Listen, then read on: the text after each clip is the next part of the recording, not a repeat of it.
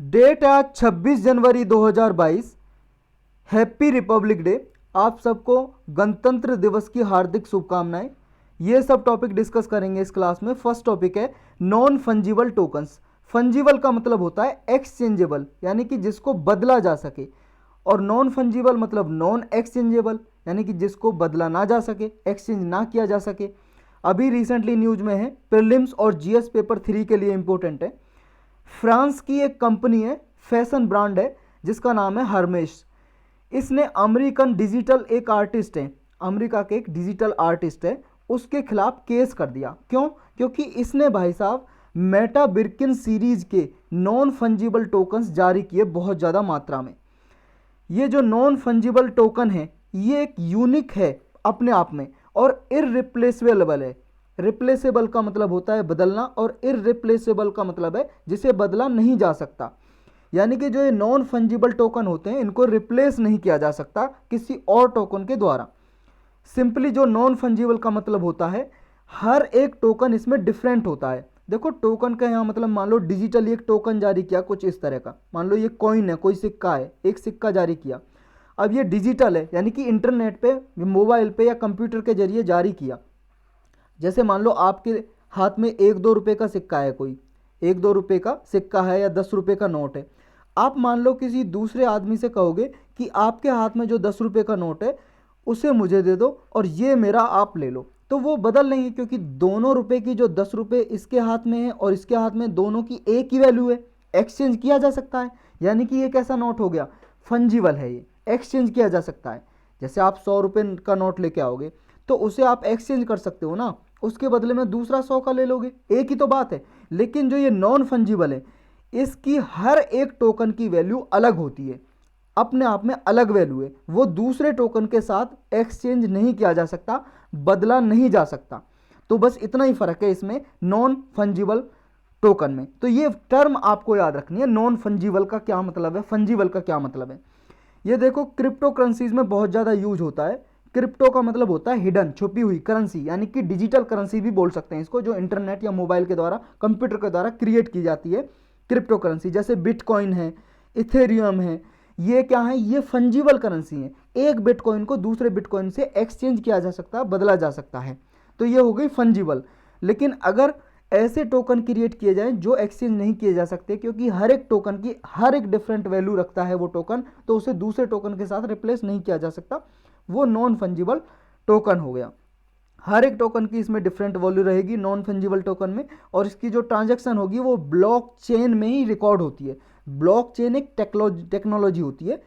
इसमें क्या है, एक ऐसी टेक्नोलॉजी होती है जिसमें मान लो कोई नया यूजर जुड़ेगा, कोई नया, मान लो नया साथी जुड़ रहा है, नया यूजर, ऐसे ब्लॉक बन जाते हैं उसमें कंप्यूटर में। मान लो ये कंप्यूटर है, कंप्यूटर की स्क्रीन में कोई सॉफ्टवेयर में ये डेटा सारा स्टोर करके रख रखा है। अब इसमें कोई नया यूजर आएगा, जुड़ेगा, तो एक ब्लॉक बन जाएगा, यानी कि ब्लॉक की एक चेन सी बन गई है, चेन। तो इसलिए इसका नाम रखा हुआ है टेक्नोलॉजी का ब्लॉक चेन टेक्नोलॉजी।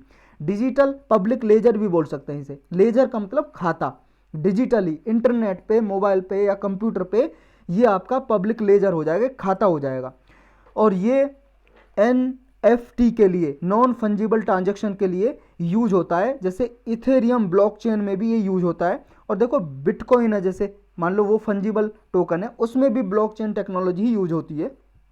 जो नॉन फंजिबल ये टेक्नोलॉजी है या टोकन है, ये 2021 में बहुत पॉपुलर हुए हैं, बहुत ज़्यादा पॉपुलर। इनके पॉपुलर होने का या इनकी ज़्यादा जो डिमांड है, क्यों है, क्या रीज़न है उसका ज़्यादा डिमांड में होने का?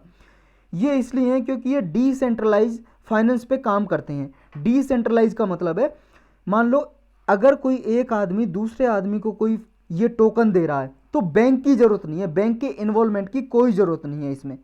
Does away with involvement of institution such as bank. Does away का मतलब छुटकारा मिल गया उसे बैंक से। यानी कि जब मान लो आप, मान लो अपने अकाउंट से पेटीएम से किसी को पैसा भेजते हो, या आप मान लो भीम ऐप से किसी को पैसा भेजते हो, ट्रांसफर करते हो एक अकाउंट से दूसरे अकाउंट में, तो भाई साहब बीच में बैंक आपकी ट्रांजैक्शन कराता है। लेकिन इसमें क्या होता है, नॉन फंजिबल टेक्नोलॉजी जो ये काम कर रही है, डिसेंट्रलाइज फाइनेंस है, यानी कि हर एक आदमी का अपना अलग मालिक है उसका, और वो ट्रांजैक्शन जो भेजेगा बीच में बैंक की कोई भी इन्वॉल्वमेंट नहीं है, बैंक का कोई भी उसमें काम नहीं है।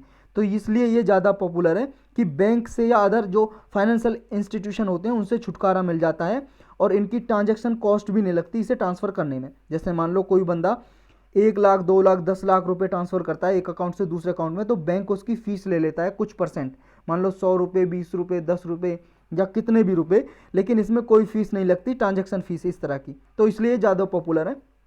नेक्स्ट टॉपिक है, पाकिस्तान में पहली बार सुप्रीम कोर्ट में वुमन जज बनी है, फीमेल जज, पहली बार सुप्रीम कोर्ट के मतलब जज बनी है सुप्रीम कोर्ट की पहली बार पाकिस्तान में, तो इसलिए न्यूज़ में आई है। ये हैं भाई साहब आयशा मलिक, 55 ईयर्स इनकी एज है, ये पहली बार मुस्लिम मेजॉरिटी कंट्री में टॉप कोर्ट में वहाँ पे जज बनी है आयशा मलिक, बस इतना नाम याद रखना है इनका, आयशा मलिक, और पहली बार सुप्रीम कोर्ट में कोई जज बनी है वुमन, वो ये हैं।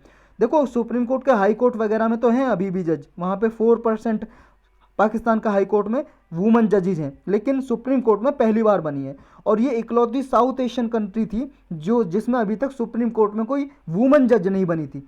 साउथ एशियन कंट्री देखो, ये वाली जो 8 कंट्री हैं लगभग जो सार्क के मेंबर थे, ये देखो अफगानिस्तान, पाकिस्तान, इंडिया, नेपाल, भूटान, बांग्लादेश और मालदीव्स, श्रीलंका, ये 8 कंट्री साउथ एशिया में आते हैं, ये वाले कंट्री। तो इनमें सिर्फ पाकिस्तान ही बच रहा था जिसके सुप्रीम कोर्ट में अभी तक कोई भी वुमन जज नहीं थी। नेक्स्ट टॉपिक है, Smriti Mandhana wins ICC women's cricketer of the year. ये स्मृति मंधाना भाई साहब वुमन क्रिकेटर हैं, महिला क्रिकेटर की खिलाड़ी हैं, जिन्होंने अभी इस साल का 2021 का ICC women's cricketer of the year जीता है। देखो 2022 में 2021 का ही तो देंगे ना, आप इससे कन्फ्यूजन नहीं होना चाहिए आपको। तो ये स्मृति मंधाना जो आप देख रहे हो इमेज में, इनको चुना गया है आईसीसी ने women's cricketer of the year. देखो जो आईसीसी है ये अवार्ड वगैरह देती है, वुमेन्स क्रिकेटर या men's cricketer of the year चुनती है। 2021 के फॉर्मेट के लिए इनको चुना गया है और इन्हें मंधाना को एक राचेल हेहो फ्लिंट ट्रॉफी भी मिली है, ये ट्रॉफी भी मिली है। और इनके साथ इंग्लैंड की एक टैमी ये बोमेंट है, एक लिजेली ली साउथ अफ्रीका के हैं, और एक आयरलैंड की गैबी लेविस हैं, इनको भी मिला है इनके साथ ये राचेल हेहो फ्लिंट ट्रॉफी। देखो जो आईसीसी है इसका क्या मतलब है, क्रिकेटर के जितने भी रूल्स रेगुलेशन है वो आईसीसी बनाती है। आईसीसी का मतलब क्या है, देखो जब ये बनी थी 15 जून 1919 को इसको बनाया गया था, ये आपको याद होना चाहिए, 15 जून 1919 को 1909 को इसका नाम था जब इंपीरियल क्रिकेट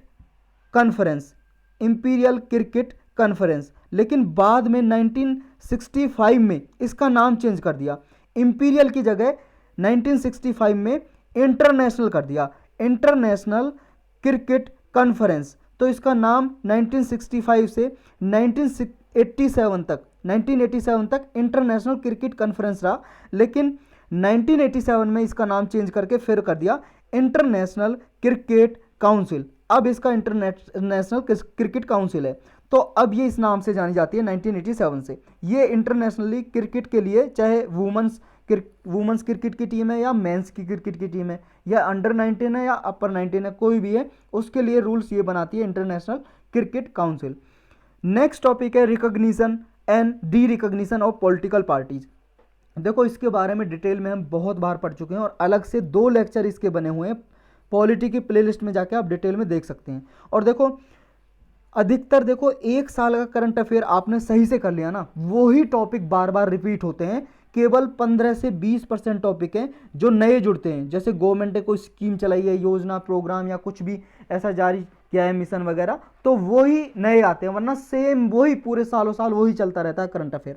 तो मैं आपको एक सजेशन दूंगा, 1-1.5 साल तो मैंने पढ़ाया ही है, उसके आप देखो डबल स्पीड में खाना खाते हो या कुछ भी करते हुए आप देख सकते हो, डबल स्पीड में वो करंट अफेयर रिवाइज कर लो। हम सिर्फ वही कवर करेंगे जो नया आ रहा है, और जो पुराना हमने पढ़ा दिया उसे सिर्फ जल्दी से ब्रीफली हम डिस्कस किया करेंगे। और बहुत सारे ऐसे इंपॉर्टेंट टॉपिक हैं स्टैटिक सब्जेक्ट के जो न्यूज में रहते हैं, और लगभग 60% क्वेश्चन यूपीएससी प्रीलिम हो या मेंस हो, मेंस में तो आप 80 से 90% मान लो, इतने परसेंट क्वेश्चन मेंस में पूछती है उन्हीं टॉपिक से जो पहले पूछे हुए हैं।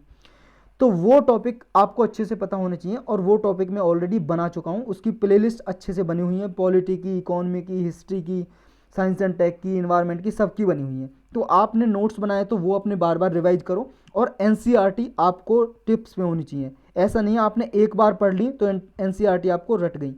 बार बार पढ़ो, 100 बार पढ़ो, बार बार पढ़ो। जितना बार पढ़ोगे उतने बार आपको नई चीज़ मिलेगी और अच्छे से आपको याद होगी, इतनी ही आपकी अंडरस्टैंडिंग अच्छी बनेगी। और आप लिख के भी देखो, जो टॉपिक आपने याद किया लिख के भी देखो उसे। तो ये जो है पॉलिटिकल पार्टीज को रिकॉग्नाइज कौन करता है और डी रिकॉग्नाइज कौन करता है, ये आपको पता होना चाहिए। इलेक्शन कमीशन ऑफ इंडिया करता है। एक एक्ट बना हुआ है हमारा 1951 का, RP act, representation of people act 1951 का, जन प्रतिनिधित्व कानून है बोलते हैं इसको हिंदी में। इसके थ्रू, इसका सेक्शन है 29A, उसमें पॉलिटिकल पार्टी को रजिस्टर करते हैं। अभी देखो सुप्रीम कोर्ट में एक पिटीशन डाली है इलेक्शन कमीशन ऑफ इंडिया को डायरेक्शन देने के लिए। एक याचिका डाली सुप्रीम कोर्ट में। सुप्रीम कोर्ट को बोला, जिसने याचिका डाली, जिस आदमी ने, कि इलेक्शन कमीशन को सुप्रीम कोर्ट डायरेक्शन दे कि बहुत सारी पार्टी क्या है, कुछ ऐसी इरेशनल फ्रीवीज अपना रही हैं पब्लिक फंड से इलेक्शन में, उनको डी रजिस्टर करे election commission of India. Election commission of India उनकी पॉलिटिकल पार्टी को जो रजिस्टर कर रखा है उनको डी रजिस्टर कर दे, यानी कि उनका रजिस्ट्रेशन कैंसिल कर दे, और उनका सिंबल है जो वो भी कैंसिल कर दे, पॉलिटिकल पार्टीज को जो चुनाव चिन्ह दे रखा है। फ्री बीज का क्या मतलब होता है? फ्री बीज का मतलब होता है मुफ्त में गिफ्ट देना। जैसे मान लो अभी पॉलिटिकल पार्टी हैं, इलेक्शन आ रहे हैं, 4-5 स्टेट में होंगे, जैसे यूपी, पंजाब, गोवा में, उत्तराखंड में, इनमें इलेक्शन होने वाले हैं। तो इनमें क्या है, अभी जो पॉलिटिकल पार्टीज हैं वो ऐसे कर रही हैं ना कि हम जीतेंगे तो 1,000 रुपये वुमेंस को देंगे, या हम जीतेंगे तो सबको लैपटॉप देंगे, महिलाओं को 12वीं जो पास करेंगी उनको लैपटॉप देंगे या साइकिल देंगे, ऐसी जो अनाउंसमेंट करते हैं। तो ये सब क्या है, फ्री बीज हैं, मुफ्त में जो गिफ्ट उपहार दिए जाते हैं उनको फ्री बीज बोलते हैं। तो इसमें जो कहा है पिटिशनर ने, जिसने पिटिशन डाली है, वही कहा है कि ये वोटर्स को लुभा रहे हैं। पॉलिटिकल पार्टी क्या है, ये हमारे संविधान का उल्लंघन कर रहे हैं, इसकी वजह से जो इलेक्शन होते हैं वो फ्री एंड फेयर मैनर में नहीं होंगे। तो अभी ज़रूरत क्या है ऐसे करने की? ज़रूरत इसलिए है, पिटिशनर ने बोला है कि ये इरेशनल फ्री बीज की प्रॉमिस कर रहे हैं, वादा कर रहे हैं, और ये जो फंड है इलेक्शन का, ये पब्लिक ने फंडिंग दी है पॉलिटिकल पार्टीज़ के लिए, तो इसका ये गलत तरीके से यूज कर रहे हैं, और ये पॉलिटिकल सिस्टम है, जो सारा पोल प्रोसेस है, उसकी प्योरिटी को वायलेट कर रहे हैं, उसको गंदा कर रहे हैं। वीसीएट्स का मतलब गंदा कर रहे हैं उसको, अनएथिकल प्रैक्टिसेस यूज कर रहे हैं। एक तरह से जो इलेक्टोरेट है, इलेक्टोरेट का मतलब जो भी लोग वोट करते हैं, उन वोट करने वाले लोगों को सबको मिला के बोलते हैं इलेक्टोरेट, यानी कि उनको ब्राइब दे रहे हैं, एक तरह से रिश्वत दे के उनसे वोट ले रहे हैं, और ये एक तरह से इलीगल है। इसको डेमोक्रेटिक प्रिंसिपल के अगेंस्ट है, इसलिए इसको अवॉइड करना चाहिए। और जो पॉलिटिकल पार्टीज ऐसा वादा कर रही हैं फ्री वीज वगैरह को, उनको डी रजिस्टर किया जाए, ऐसा बस पिटिशनर ने डिमांड की है, मांग की है सुप्रीम कोर्ट से। अब सुप्रीम कोर्ट उसकी पिटिशन को एक्सेप्ट करे ना करे, क्या जवाब दे, वो जब न्यूज में होगा तो वो पढ़ेंगे। नेक्स्ट टॉपिक है army rule in Burkina Faso. Burkina Faso एक कंट्री है भाई साहब, ये देखो, आप देख रहे हो वर्ल्ड मैप, यहाँ पे जो देख रहे हो आप, ये नाइजर के पास, माली के पास, ये वाला कंट्री है ना, जो ये वाला कंट्री है बुर्किना फासो। ये यहाँ पे लिखा होगा कहीं पे, ये देखो 19 नंबर पे बुर्किना फासो, और यहाँ पे देखो ये 19 नंबर बुर्किना फासो। छोटी सी जगह थी ना, इसमें आता नहीं बुर्किना फासो। इस वाले मैप में देख सकते हो आप, ये वाला मैप, ये है बुर्किना फासो। इसके बॉर्डर लगे हुए हैं नाइजर से, माली से, इधर कोट डिवोर, घाना, ये बेनाइन है, ये टोगो है, इन कंट्री से इसके बॉर्डर लगे हुए हैं। ये इधर देखो चैड भी इसमें आएगा, एक चैड भी एक कंट्री है नाइजर के साइड में, तो ये भी इसमें आएगा। रिसेंटली क्या हुआ है, बुर्किना फासो की जो आर्मी है उसने टेक ओवर कर लिया है उसकी गवर्नमेंट को हरा दिया, इस मतलब हटा दिया है वहाँ से। ये गवर्नमेंट थी, प्रेसिडेंट थे इसके रोच काबोरे। ये आपने हिंदी के न्यूज़पेपर में पढ़ा होगा तो इसकी प्रोनाउंसिएशन देख लेना, कुछ और भी हो सकती है, रॉक या रोच कुछ भी हो सकता है, या रॉस भी हो सकता है, रॉस काबोरे। इनको आउस्टेड कर दिया। आउस्टेड का मतलब होता है, आउस्ट का मतलब बेदखल करना, किसी को हटा देना, बेदखल कर देना। कॉन्स्टिट्यूशन था जो संविधान, उसको भी सस्पेंड कर दिया, प्रेसिडेंट को हटा दिया, गवर्नमेंट को डिसॉल्व कर दिया, नेशनल असेंबली और गवर्नमेंट को सबको भंग कर दिया, हटा दिया, और आर्मी ने टेक ओवर कर लिया। और कंट्री के जो बॉर्डर हैं सारे क्लोज कर दिए वहाँ की आर्मी ने, बुर्किना फासो की आर्मी ने गवर्नमेंट को टॉपल्ड यानी कि हटा दिया। ये देखो पास्ट 18 मंथ से ये आर्मी ने टेक ओवर कर रखा था, गवर्नमेंट को परेशान कर रखा था, माली में भी और गिनी में भी। माली और गिनी हमने देखे वो कंट्री मैप में, ये आपको याद है, यहाँ पे देखो माली और ये इधर गिनी है। बुर्किना फासो है जो है, इसके साथ साथ इससे पहले देखो 2021 में चैड में भी मिलिट्री ने टेक ओवर कर लिया था। इसके प्रेसिडेंट है इदरिस देबी, ये मर गए थे। तो रिबल्स से जो विद्रोही थे, रिबल्स का मतलब विद्रोही लड़ रहे थे वहाँ की गवर्नमेंट को हटाने के लिए, तो बैटल फील्ड में इनकी मौत हो गई थी इदरिस डेबी की, और मिलिट्री ने वहाँ पे टेक ओवर कर लिया गवर्नमेंट को चैड में भी। बुर्किना फासो है जो, ये 1960 में आज़ाद हुआ था। जैसे ब्रिटेन ने हमारी कंट्री को, इंडिया को गुलाम बना के रखा था, इसी तरह से फ्रांस ने इसको गुलाम बना के रखा था बुर्किना फासो को। तो ये फ्रेंच कॉलोनी थी, जैसे ब्रिटिश कॉलोनी थी इंडिया। फ्रांस से आज़ादी मिली इनको 1960 में। आज़ादी के बाद इनकी गवर्नमेंट बनी बुर्किना फासो की। कंट्री का नाम रखा गया बुर्किना फासो, इसका मतलब होता है land of the honest man, ईमानदार आदमियों की भूमि। ये नाम लिया गया था, मिलिट्री ऑफिसर थे थॉमस संकारा। इन्होंने 1983 में पावर लिया अपने हाथ में, लेकिन इनको हटा दिया गया, फिर 1987 में मार दिया गया विद्रोही जो यहाँ पे थे।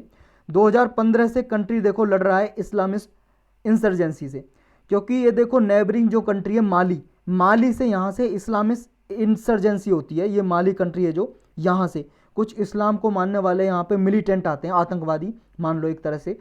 ये गवर्नमेंट को हटाना चाहते हैं और इस्लामिक रूल यहाँ पे सेटअप करना चाहते हैं बुर्किना फासो में। ये चाहते हैं इस्लामिक जो लॉ है, शरीयत लॉ, उसके हिसाब से गवर्नमेंट चले। वो अपने ये गवर्नमेंट को हटा के, कॉन्स्टिट्यूशन को हटा के, इसको ये इस्लामिक लॉ यहाँ पे एस्टेब्लिश करना चाहते हैं माली में। तो यहाँ से घुसपैठिए आते रहते हैं, इंसर्जेंसी करते रहते हैं ये। तो यही था इस लेक्चर में।